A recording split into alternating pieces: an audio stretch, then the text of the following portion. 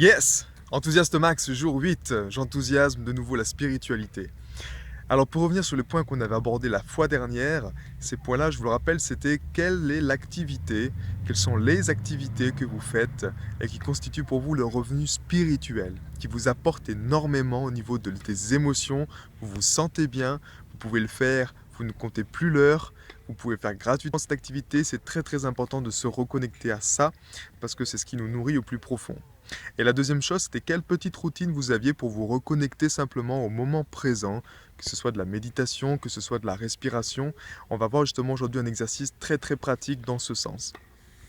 Alors pour commencer concrètement, aujourd'hui je voulais vous partager quelque chose qui m'avait beaucoup marqué et très efficace à l'époque où on me l'avait partagé. On m'avait dit, Maxime, quelles sont les 3 personnes, les 3 idoles que tu souhaiterais inviter demain soir à ta table? Ces personnes peuvent être décédées, c'est vraiment des gens pour qui tu as une admiration profonde et que tu cultives vraiment de la reconnaissance envers ces personnes. Et puis moi à l'époque, j'avais dit Lincoln, j'avais dit musicien Jimi Hendrix, je sais plus, et puis une autre personne. Et puis à la fin de ça, il m'avait dit, tu sais, ce que tu vois dans ces personnes-là, tu l'as en toi. Tu l'as en toi. Et aujourd'hui, je vous retourne cette question. Quelles seraient ces 3 personnes Quelles seraient ces 3 personnes que vous auriez envie d'inviter demain soir à votre table pour partager un bon repas ensemble et vraiment vivre une expérience unique?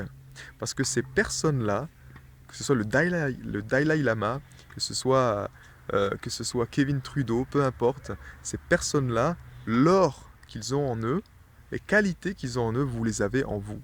À partir de là, ça peut être très intéressant de s'intéresser à eux. C'est-à-dire de peut-être de prendre une biographie et de lire quelle est leur vie, quelles étaient leurs forces, quelles étaient aussi leurs faiblesses et ces faiblesses, comment ils les ont surmontées. Donc ce premier exercice très simple, je vous encourage vraiment à le faire. Le deuxième exercice que je vais vous partager, c'est un exercice de respiration consciente. Vous allez pouvoir trouver en détail, pour ceux qui veulent creuser un peu plus, vous allez sur YouTube et vous tapez simplement la respiration consciente. Simplement respiration consciente, vous trouverez une vidéo dans ce sens-là. D'accord? Cette respiration-là est très puissante. Pourquoi? Elle vous permet en fait de juste observer votre respiration. Et quand vous observez votre respiration, c'est l'image un peu de l'enfant intérieur.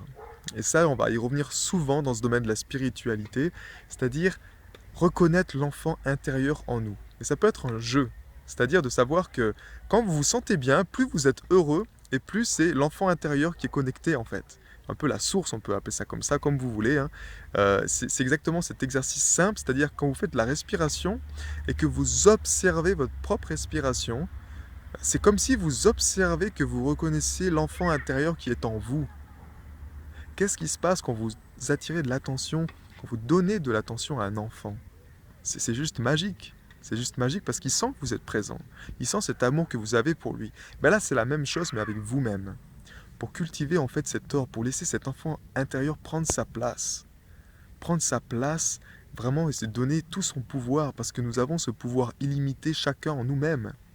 Lincoln, par exemple, le point commun entre ces grands personnages, c'est qu'ils avaient en eux quelque chose qui était illimité. Ils avaient cette connexion qui leur faisait prendre les bonnes décisions au bon moment. Et pour ça, ça se cultive. C'est comme un muscle. Et la clé de la respiration consciente, le tout, c'est de ne pas y rester. Le tout est d'y revenir. C'est ça qui est important. Et c'est Reine Claire Lucier qui partage ça.